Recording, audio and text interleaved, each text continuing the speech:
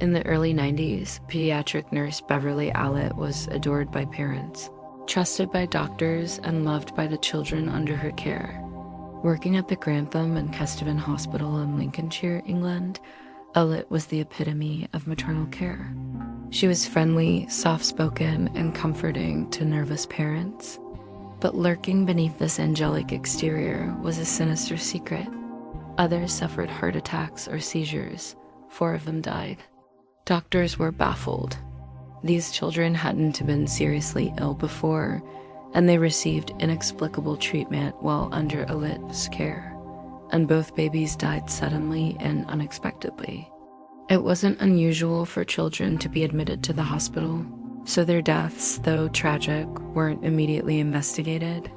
As we already know, not all heroes wear capes. Again, Allitt was the nurse on duty when the child suddenly collapsed and died. She was seen rushing between hospital wards, turning off cardiac monitors and unplugging respirators. A thorough investigation of the hospital's records revealed that almost all of the children who fell ill were under Allitt's care.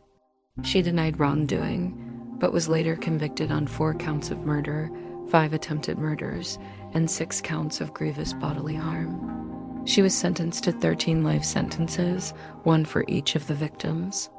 She was also given an additional 10 years for the attempted murders and grievous bodily harm. The prosecution believed that Allitt had deliberately caused harm to the children so she could take credit for saving them. It told the story of the Grantham child murders and led to a huge increase in public awareness of Munchausen syndrome by proxy. This is a psychological condition known as Munchausen syndrome by proxy. Let me know in the comments below. And remember to subscribe if you haven't already.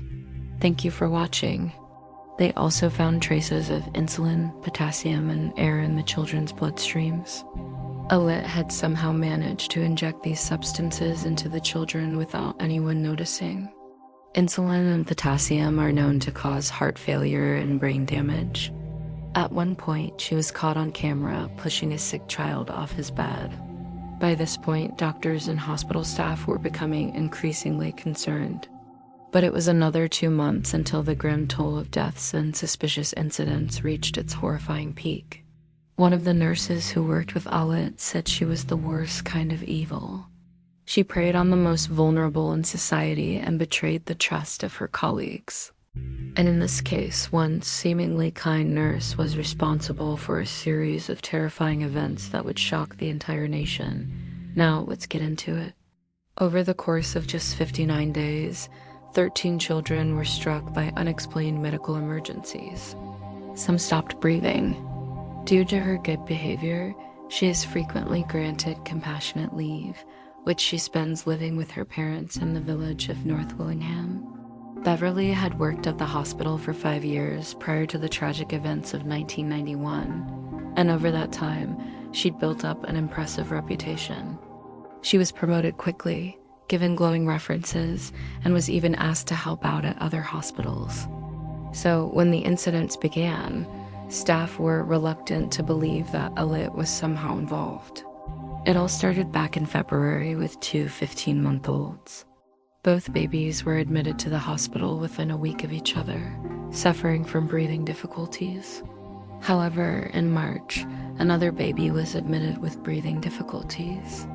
Between April and June, 3 more children died under Allitt's watch, and 9 others suffered collapses, seizures, heart attacks, or other unexplained symptoms. Astonishingly, Allitt was still working on the ward, soothing distraught parents and fellow staff members who were just as confused as they were concerned. When another nurse raised concerns about Allitt's behavior, management reportedly decided to monitor her activity. What they saw was astonishing. Allitt seemed to have a strange preoccupation with death. With mounting evidence and increasing suspicion, Allitt was suspended and the police were called in. With the evidence stacked against her, Allitt was arrested. The judge, Mr. Justice O'Sullivan, described Allitt as dangerous and said that he had no choice but to detain her indefinitely. Allitt was transferred to Rampton Secure Hospital, a high-security psychiatric facility in Nottinghamshire, where she remains today. Despite being just 23 years old at the time of her conviction, Allitt was described as a model prisoner and is reportedly well-liked by staff at the hospital. In 1993, a television documentary titled The Angel of Death aired in the UK.